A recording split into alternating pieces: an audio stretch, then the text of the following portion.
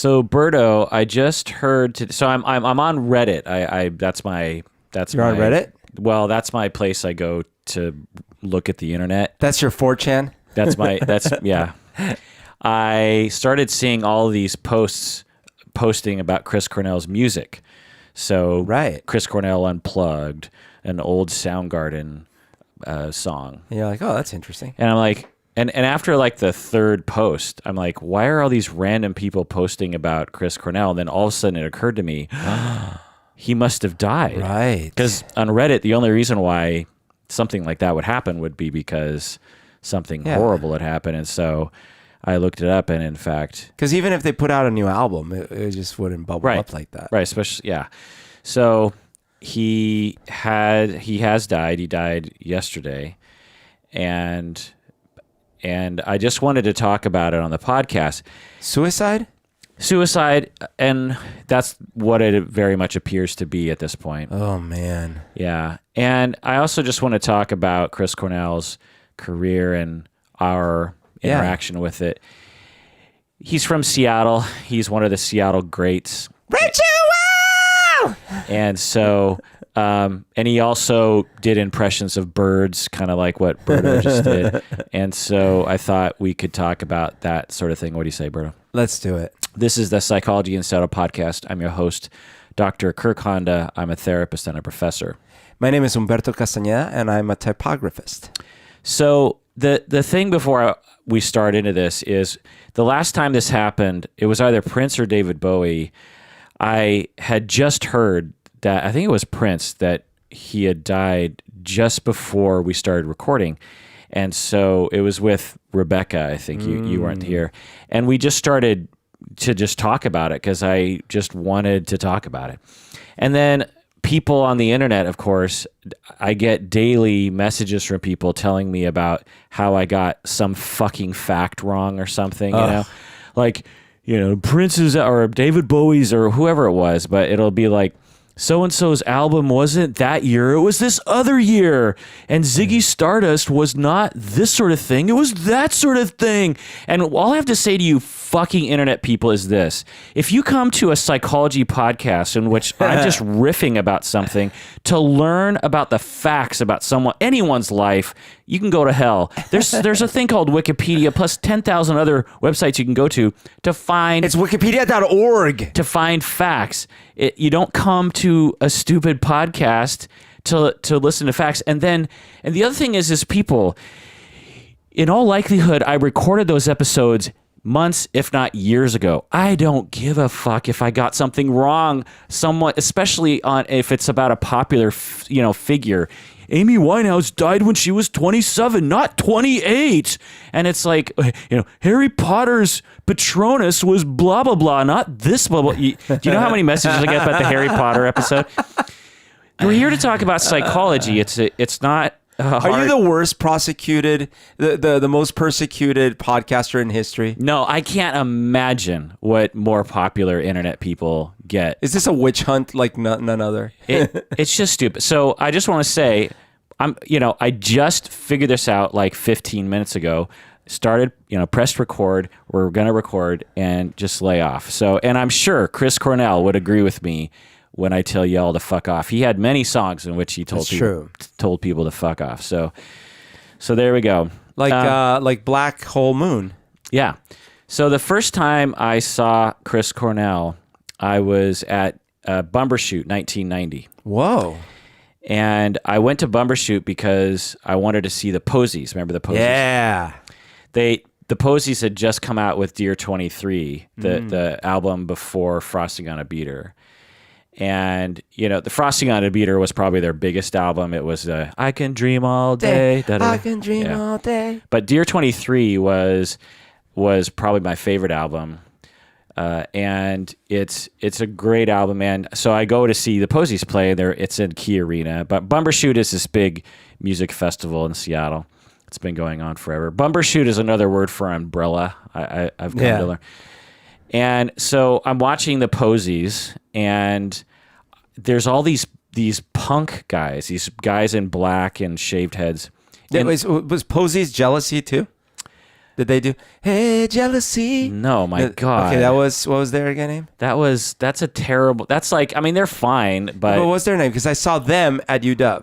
I don't know, but they're nothing Gin like the Blossom. Posey. Gin Blossom. No, sorry. I saw the Posies at UW, but I was expecting to hear the Gin Blossom song. That's funny. That was in 93. Now, the Posies have a very sophisticated Beatles-esque sort of writing style that didn't go over well with the public, my opinion, because it's a little too sophisticated. Can you imagine right now the rage of people that I confused the Posies with Gin Blossom? Well, all you got to see is the look on my face. Because the Gin Blossoms, they're fine. Whoa. I mean, I like Gin Blossoms songs, but that's like... I can't believe you confused the Gin Blossom. I mean, that's like comparing, I don't know, like Britney Spears to, I don't know, like Michael Jackson. I'm the worst treated podcaster in history. Anyway, so anyway, I go to see the Posies, and I'm kind of annoyed with the crowd because the crowd right in front of the stage, it's all these punk guys who there's me with my, I don't know what you call it, alt rock sensibilities. Right. You know, not heavy metal, not into heavy metal, not into punk. I'm into things like the Posies and the Beatles and the Sundays and the not Thompson Twins, Cocteau Twins. Oh yeah, New Order, Depeche Mode, that kind of thing. And so there's us that are there to see the Posies, which is another local band. And the Posies, I thought were going to be the biggest band from Seattle, but this was just before Nirvana had Nevermind. Nevermind was the next year. And so there's all these like asshole punk guys who are in the front yelling at the Posies while they're playing, telling them to get off stage.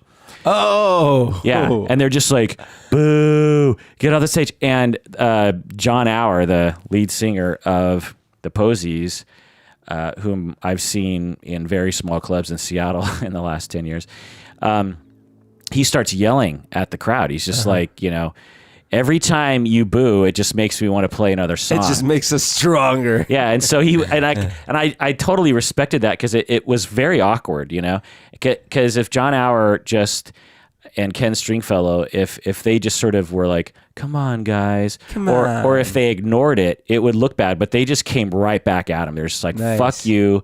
This is our set. You could go home if you want to. You know what I mean? Just so they still had that Seattle attitude. Yeah. But with the nice music. with nice long hair instead of the angry Soundgarden long hair. So then the next band comes on, and it's Soundgarden, and that's when I realized what was happening was like the crowd wanted to see Soundgarden. Oh. And Soundgarden at the time, 1990, this is before they were big, Is this Bad Motorfinger time? No, way before that. Or not way before, but before that. This is after Louder Than Love, which was their big album that they came out, And so this is before Bad Motorfinger, before Super Unknown, before Down on the Upside.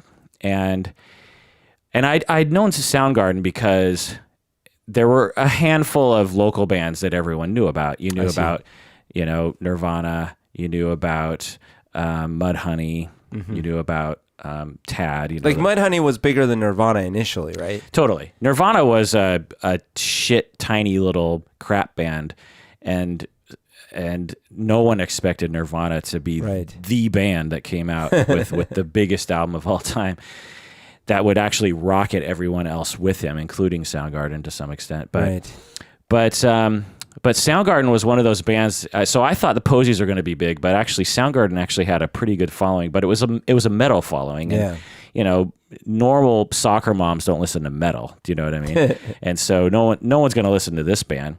And they had kind of a really hardcore punk following. They're aggressive. Very aggressive. It was like now if you go to a Soundgarden show, or even just 5 years after this point, it would have been like, your everyday kind of people. Yeah. But at this point, it was like very, so back, they called it, they call it a mosh pit now, right? Yeah, right. In the 90s, they started calling it a mosh pit. What was it called then? It wasn't called anything then. It was just like the place in front of the stage. And I remember no one called it moshing. No one called it a mosh pit. You just called it like the place where the punks like to punch people, And so me and my friends, actually Chris Glover, whom you know, and David Broadhead, I think it was him, maybe not. But anyway, we decide to kind of go into this crowd and see this Soundgarden band. And I'd heard of them kind of, but I didn't know any of their songs. And I just wanted to get into that pit because it looked really exciting. Sure. So we enter. There's sort of in every mosh pit, there's a zone between the stander or rounders, the innocent people who don't enter the zone of the mosh pit, and then where the mosh pit begins. Oh. And when you cross that line, and that's when violence starts to occur, right? and so I remember we're kind of making our way through the crowd, trying to get up to the front because there's a lot of people. Soundgarden's playing, and I cross the line, and instantly all three of us get completely separated. Oh man! Because it was like whenever they depict heat, kinetic energy with molecules. That's you guys bouncing off of everything. Right. Like you slow down the gas molecules and they slowly start to, they get quiet, but then, you give them a lot of heat and they're just bouncing all over. And that was just like, and you threw three other molecules in there and bam, boom, like all of them, we just got scattered. And I don't think I saw them again for a long time. Wow. I make my way to the front and I'm just getting beat up. People are like not punching me, but just slamming, but close slamming. Like in like a lot of slam pits, you'll see people with space around it. There was such a press of people, and everyone was cramming, like bouncing, just. And I remember the next day, I had bruises all up and down my body, like every inch of my body. And to get a little graphic here, I had a hat on my head, and I was getting crunched downstairs, if you know what I'm saying. Yo! And so I put my hat down my pants. To protect, like a cup. Oh my gosh. And that's hilarious. And so I'm listening to sound. What kind of hat? Like a baseball cap? It was like a stocking, like a it was like a cowboy hat. No, it was like a stocking cap or something. Okay. Whatever you call those things. Oh, like those wearing like the kind that like a ski cap. What's that band? If you want to rock for hours, just go ahead now. Two Princess or whatever. Oh yeah, God. That guy wore that kind of stuff all the time. You're just going down a worse and worse '90s road with these terrible bands. I always forget the name of that band, and every time I hear it, I'm like, okay, remember that band name, and I can't recall it, but I'm glad that I can't. Anyway, the song's Two Princess. Anyways, yeah. But so do you realize my first concert ever was The Cure? Yeah. And do you know I got to go to the front? Yeah. And it was a mosh pit, but it wasn't because it was The Cure. Yeah. But still, everyone was still kind of crushing, so I had to sit there. It was like a workout. Was that like 91, 92? 91, I think, yeah. I went to that concert too. We were right there. It was Key Arena. Maybe you were pushing, maybe you were pushing me against the... Yeah, I just remember there's a lot of pot. That's all I remember. But that's interesting. Yeah. Which, by the way, at the time, I didn't know what pot smelled like or what it looked like. Yeah. So I was like, why are there dead things here? Like, it smelled so bad. Yeah. Anyway, so getting to Chris Cornell, I'm looking up at him from the front of the stage, and I'm just like, my God, this guy he's a rock god. Yeah, right? He's like the next Robert Plant or something.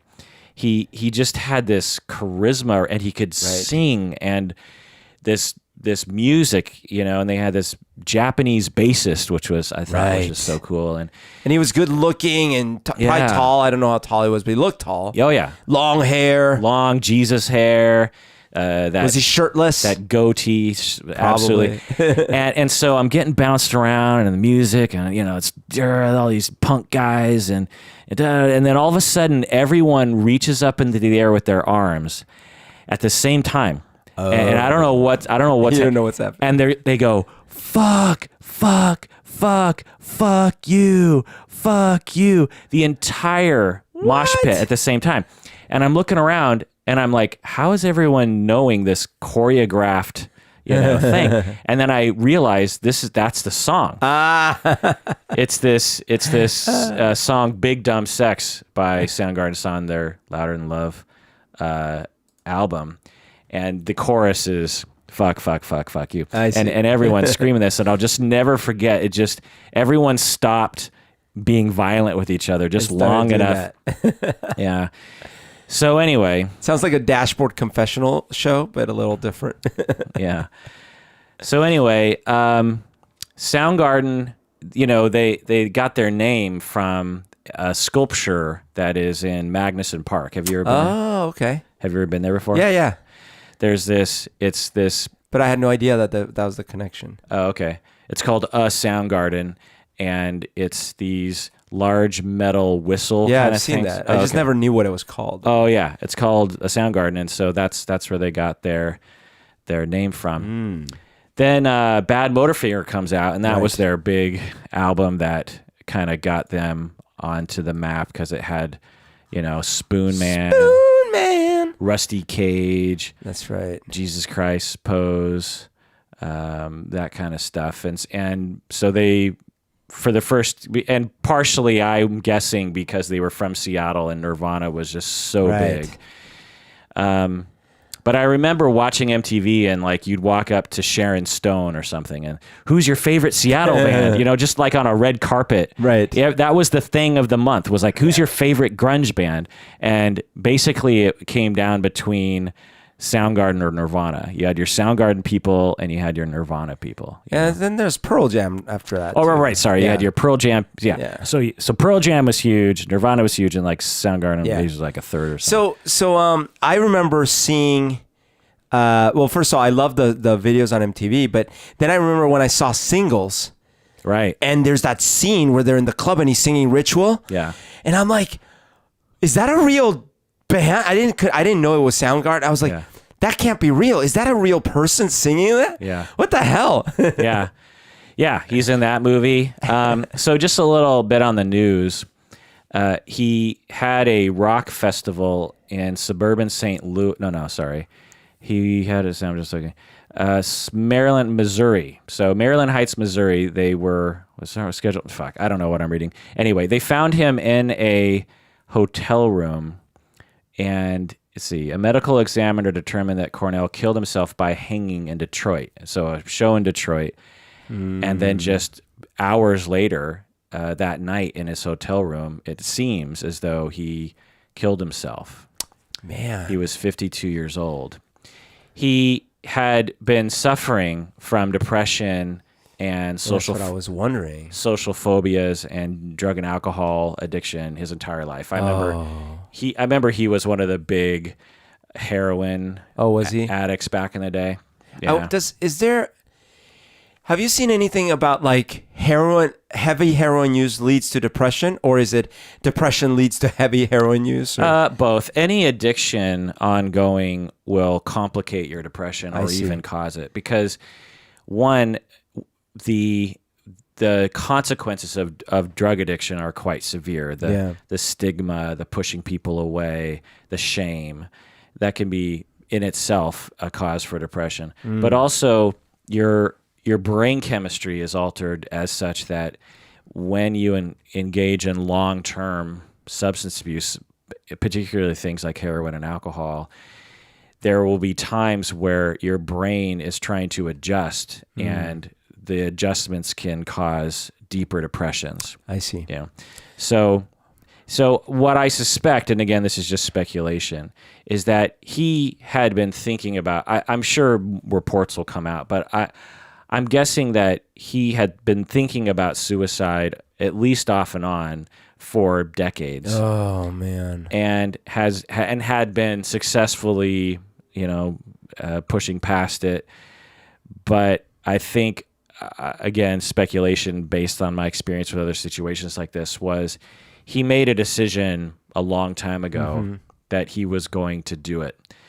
He might have even had other times, because it all seems so sudden. It's like he's at a concert, everything's fine, and then hours later, he's found. It seems like, well, that can't be suicide. It doesn't make any sense. Well, how could you go out? Well, people who have strong suicidal thoughts can just, they can persevere, partially because they've had suicidal thoughts that have been intense for years and years and years. So it's not unusual. Yeah. So to them, it's something that is just par for the course.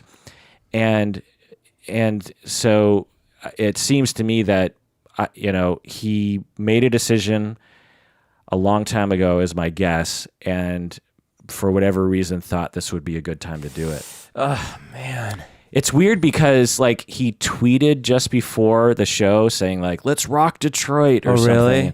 Yeah, so there's no indication. But maybe some reports will come out saying that there was some foul play, because of course that's always a question when it's like because we haven't heard about any kind of suicide note or anything. True, and his family didn't know anything was happening. That's so crazy. Yeah. Did he have kids? Yeah, he had 3 kids, I believe, from 2 different women. So this is, obviously Kurt Cobain, Lane Staley. Yeah, right.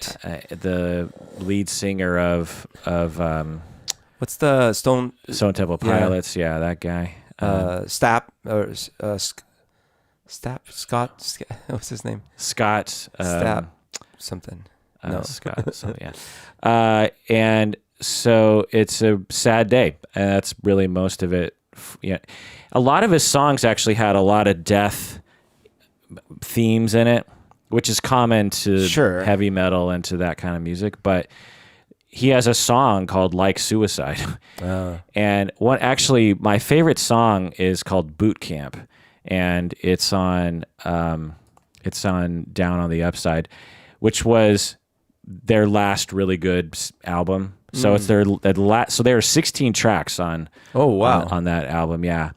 And by this time they had completely gone experimental and wrote some really excellent songs. Yeah, there's not a lot of... See, I don't know. I honestly, I mostly knew Super Unknown and a couple of previous songs, and that was it. Right, because Super Unknown's the big album, because it has Black Hole Sun. Spoon Man's on Super Unknown. Bad Motorfinger just has Rusty Cage and Outshined and Jesus Christ Pose. Sorry.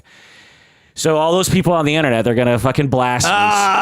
They've already commented below this on YouTube saying Spoon Man's on Super Unknown. You idiot! Idiot! Get a book. Get a book. Well, that's my favorite. That's my favorite internet insult. Get a book. Get a book. It's like, God, really. So I have a memory where it was my sophomore year of college. I had moved in with my friend Dave, Korean Dave, Yeah. And above, I think 2 floors above us, there were these 2 guys that we met. And one of their names was Ed. And Ed looked like Chris Cornell, like if he had short hair, where Chris Cornell did have short hair for a period. So he looked kind of like Chris Cornell. And I remember I was so jealous of this fact. But so my other friend, Chong, who might be listening to this, they were like, yeah, Ed totally looks like Chris Cornell. I'm like, not really. I don't really see it. I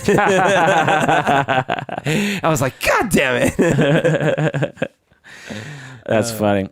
So looking at the set list, I found the set list from 1990, September 3rd, Bumbershoot, Seattle.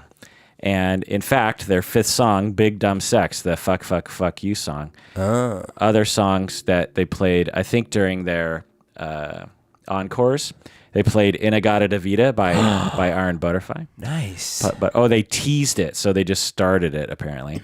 They played Communication Breakdown by Led Zeppelin. Nice. Communication Breakdown. And their second to last song, Big Bottom by Spinal Tap. Do you know that song? I remember the... Big Bottom. Yeah. That's a clear song.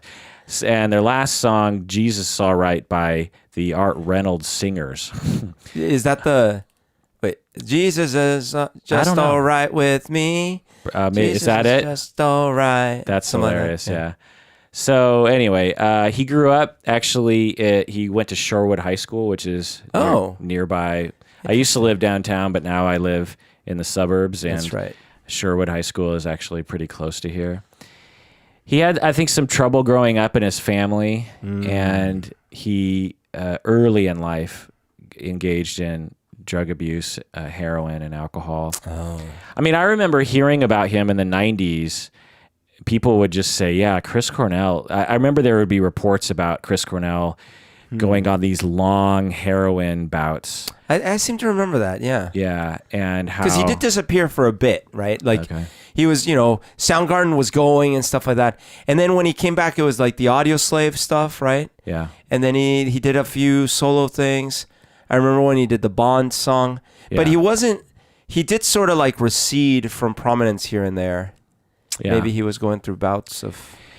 When I was in a band in the early 90s, as every other guy was in Seattle, I played at this one club. It was called the Ditto. The Ditto? The Ditto. And it was owned by this guy, and I can't remember his name, but he had this club in Seattle, and it was called the Ditto. And it was back before, so in the like late 80s, early 90s, there were only 3 places that Soundgarden, Nirvana, Mudhoney could play in Seattle. They could play at the Ditto, and they could play at the OK Hotel, and they could play at Central. Oh, okay.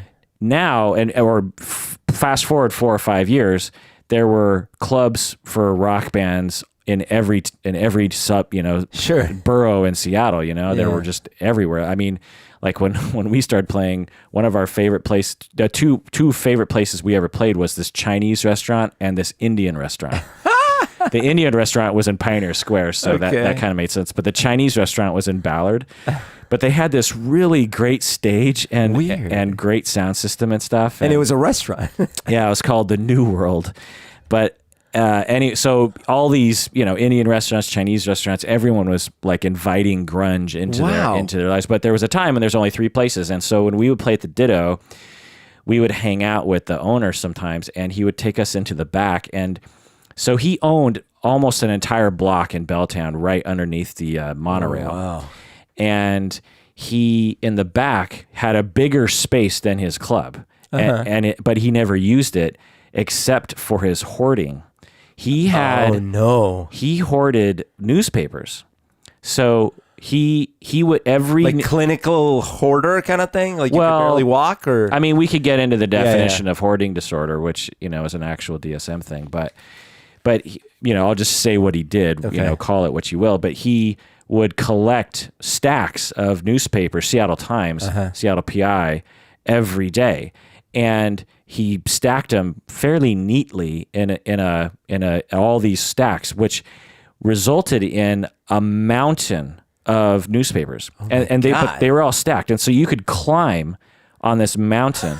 It was probably 20 feet by 20 feet, Oh my God. and probably like 8 feet high.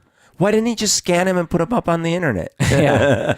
And so we would sit back there and smoke cigarettes and on a pile of flammable newspapers. and drink his weird alcohol. I remember he actually introduced me to Kalamata olives. Sure. Like back in the 80s, you had black olives and green olives. Yes. And and most people hated green olives. Sure.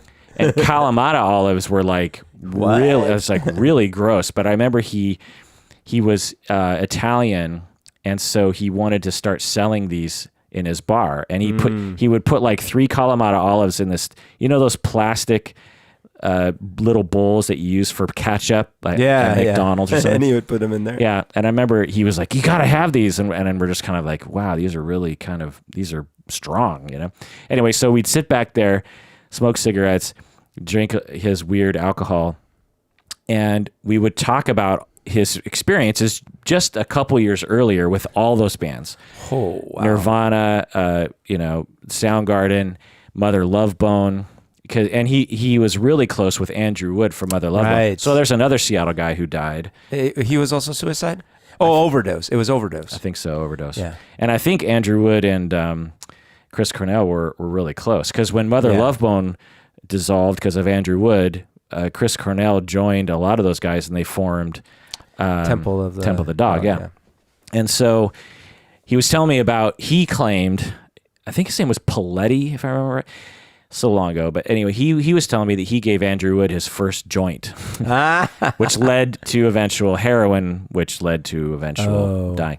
But he also said Chris Cornell and all these other guys, and I just remember me and the other guitarist in my band, we would just listen to him, and he was like some kind of A guru. Yeah, and he had a gray beard, to go with it and everything. He just seemed like this master of grunge, Ah, that's so funny. And the song that would get him going, he had a jukebox, and we would put it in the jukebox whenever we went there. We'd go there after hours, like the bars would shut down, and we would go there and knock on the door. And that's a good friend to have. Yeah, and the one song that would always get him going was "Sky Pilot" by Eric Burdon and the Animals. Oh, Sky Pilot, and just seeing that guy with that gray beard just jumping around like a gnome or something in his own club. Like, that's hilarious. Have you seen him since? Like, did you ever see him again? Or? No. I think he ran for office. I started seeing his name. I don't know if it was a similar guy. Anyway, if he owned a big piece of that area, he must have made some bank. Yeah. So what else can we say about Soundgarden? You can't really attribute all of Soundgarden's greatness to Chris Cornell himself. Oh no, the rhythms are unbelievable in their songs. Yeah. I mean, Kim Thale, Ben Shepherd, Matt Cameron, all four of those guys are geniuses, really. Especially Ben Shepherd, the bassist, when he joined the band, he really brought that experimental vibe to them. I gotta say, so actually, that was the first thing that stood out when I heard their music that was different from the others. It was that it was so rhythmically interesting. Right. I was like, what? I could barely even follow it. I'm like, that is so cool. Well, not only that, because that's a metal thing, but it actually had chordal sophistication. Yeah, right. And the first song that I heard it in was Outshined. So, Outshined is...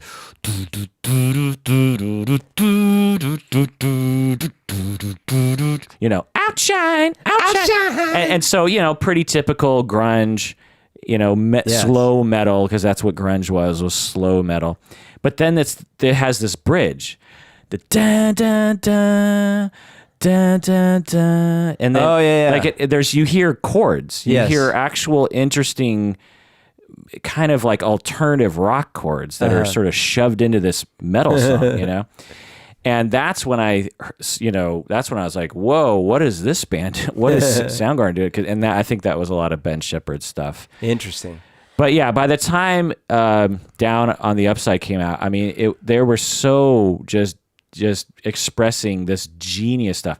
At the end of this episode, so Boot Camp, when Down on the Upside came out, I loved this song so much. So it's the last Soundgarden album on their last good album.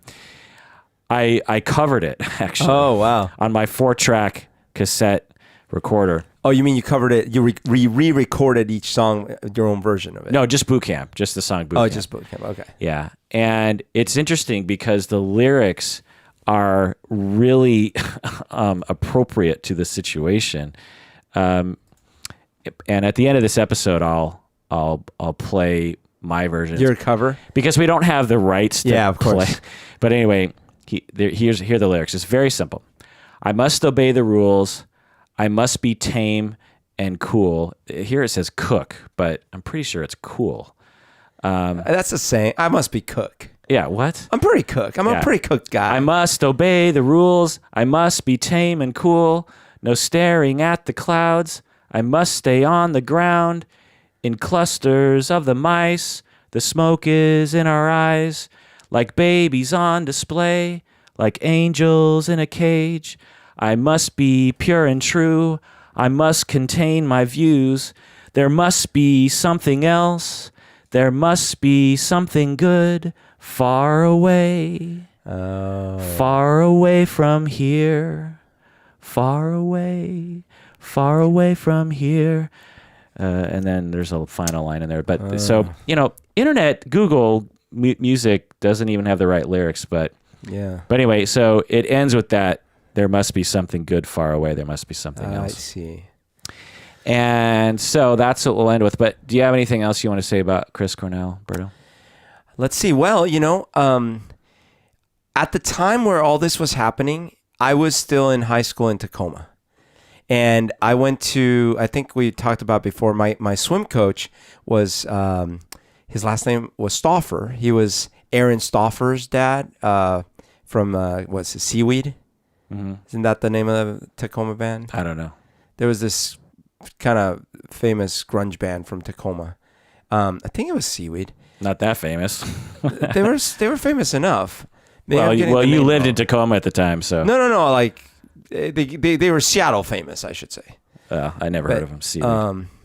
But anyways, my point is that all the older, like the seniors, I would hear them talking a lot about these bands, and I would hear things like Mother Love Bone and all these other things, and I would have no idea what was going on because I was with the Depeche Mode crowd and the Erasure crowd and all these things, and for us, I was sort of upset because like Violator is one of my favorite albums of all time, and I didn't really like Songs of Faith and Devotion. So I was sitting there going like, hey, I want more of my kind of music. Where's more of my kind of music? And so the only thing that was really coming out that I was really latching onto was like Nine Inch Nails, maybe even Marilyn Manson or stuff like this. And I was totally not paying attention to grunge because I was like, oh, it's that new scene, that grunge thing. I don't even get it.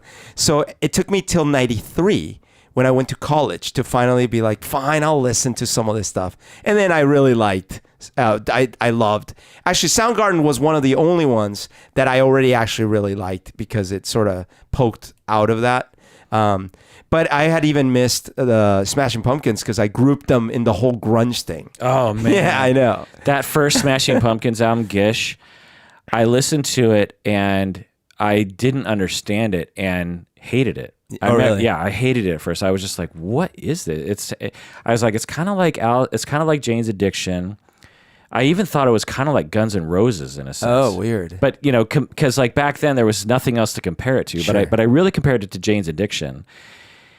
And I'll never forget, I'm listening to it, and Snail, there's a song called Snail, like it's track 7 or something on Gish. And there was something, I just, you know, back then you have like 15 CDs you can listen to, right? And so you just have to listen to it even if you don't like it.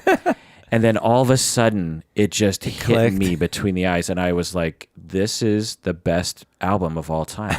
Like it all started to make sense to me, and I was a massive Smashing Pumpkins fan. So eventually I became Shun, my friend Shun. Okay, this is after Siamese Dream. Maybe. This is in '93.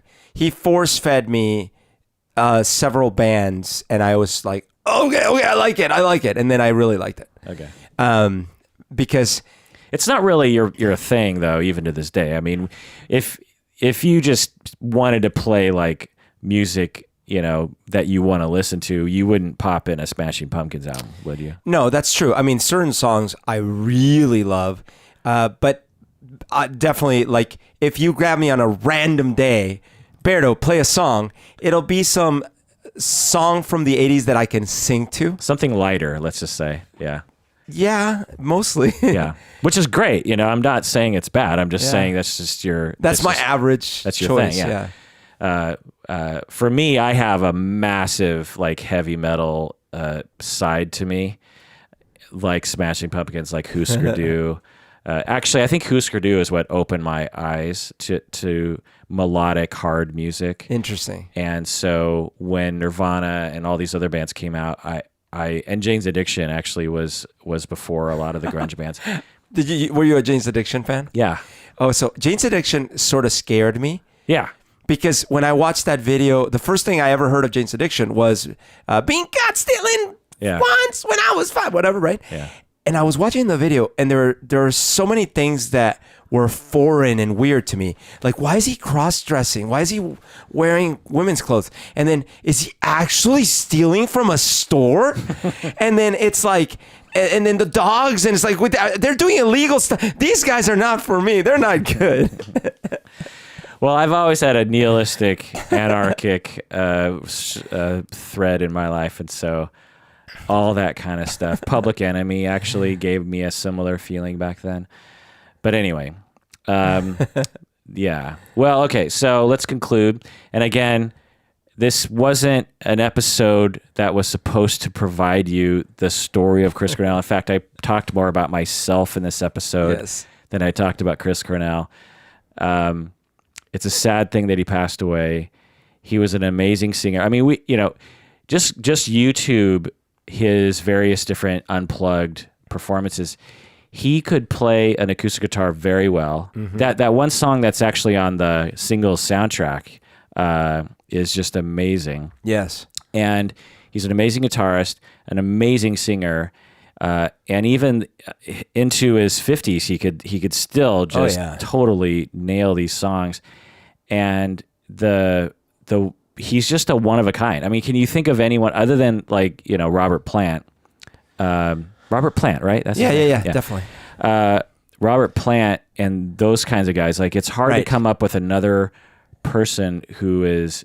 In fact, you could almost say Chris Cornell is better than Robert Plant, because Chris Cornell is like not only is an excellent guitarist, easy, but he's an excellent, because Chris Cornell is good on his own. Robert Plant, he needs he needs Jimmy Page. That's fair. The other thing is Chris Cornell is an excellent drummer. Is he? He originally was the drummer in the band. Oh, but wow. He was a drummer singer. Okay. In fact, in the Ditto days, he would play drums and sing, and he would get a guitarist and a bassist with him to play these songs. Little Phil Collins action, nice. Yeah, and so super talented guy, and yeah, it's sad. The final thing I'll say here is suicide awareness. We can all do better, I think, about helping people cope with depression and suicide.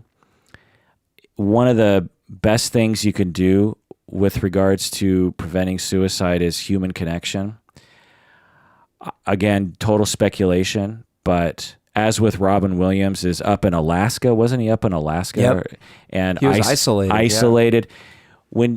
When you're on tour, you're stressed out, you're isolated, you're spent. Isn't that ironic that you're amongst so many fans that are adoring, and yet you must feel pretty isolated? Well, if it's the one thing I've learned upon doing this podcast and investigating a lot of these Amy Winehouse, this sort of thing, is that when you're that famous, it has a massive negative effect on your mental health.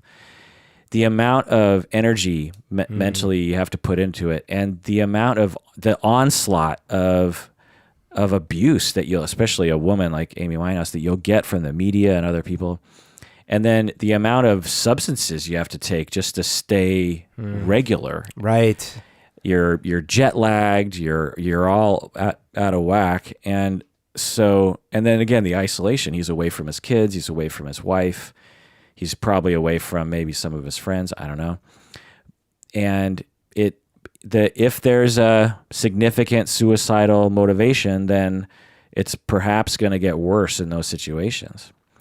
I mean, at this point, upon investigating so many of these cases, and frankly, having clients that live this kind of life, when I hear about people going on tour, all I can feel is pain and suffering for them. Oof. Because it's actually, you and I, if we went on tour, would be like, yay, it's fun. Yay. There's like crowds of people like, oh my God. There's 10 people. Yeah, there's 10 people who will listen to our stupid music.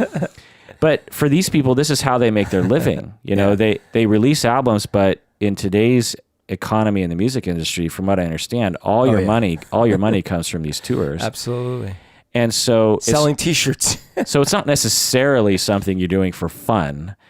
And you're, especially if you're this stage of Soundgarden, you're playing 20-year-old songs. It can't be that fun, especially night after night after night. Right. And so he might also be maybe I'm projecting here, but there might be some frustration that maybe they want a new hit, maybe they want a new album, maybe they want But again, I suspect for Chris Cornell, it was ongoing. Depressive and suicidal thoughts that culminated in probably a number of bouts in his life in which he was, because I work with people who have significant suicidal thoughts, and when I work with them for years, you'll just see, if you have to see this graph of motivation for suicide, you'll just see it kind of going up and down over time. And sometimes it's just random, and sometimes it's related to their life. Sometimes it's both, and you'll just see this ebb and flow, and if one of those rises in motivation matches up with enough circumstances, then that's when it happens. And I'm guessing that's what happened to Chris Cornell. I don't know, of course, it's all speculation, but I suspect that's what happened. The reason why I'm saying this is because there's a temptation to look at this story and think, how could this happen? He was at a show performing, and then hours later he kills himself. It could feel like, can anyone just suddenly kill themselves? Right. And yes, the answer is yes, but in all likelihood, if you really knew Chris Cornell, I'm sure his close friends and his wife are saying, well, it was only a matter of time before, wow, is my guess. The other thing is people probably will start thinking there's foul play, which of course there could have been. Yeah. But given the circumstances, it doesn't seem like that's likely. Yeah. All right. Well, let's end this episode. Thanks for joining us. Well, I'll play that song, the cover song. Remember, it's a cover, and I recorded it 21 years ago. Wow. Boot Camp by Soundgarden. Thanks for joining us. Please take care of yourself, because you deserve it. You deserve it. You deserve it! Oh, that was actually pretty good. I must obey the rules. I must be tame and cool. No staring at the clouds. I must stay on the ground in clusters of the mice. The snuggies in our eyes, like babies on display, like angels in a cage. I must be pure and true. I must contain my views. There must be some